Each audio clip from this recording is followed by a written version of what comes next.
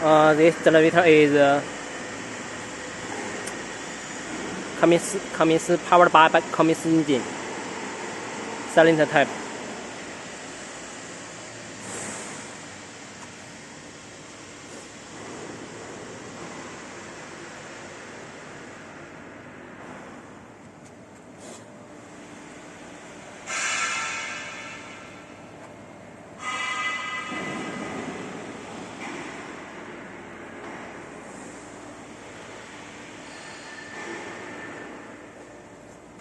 It's not finished.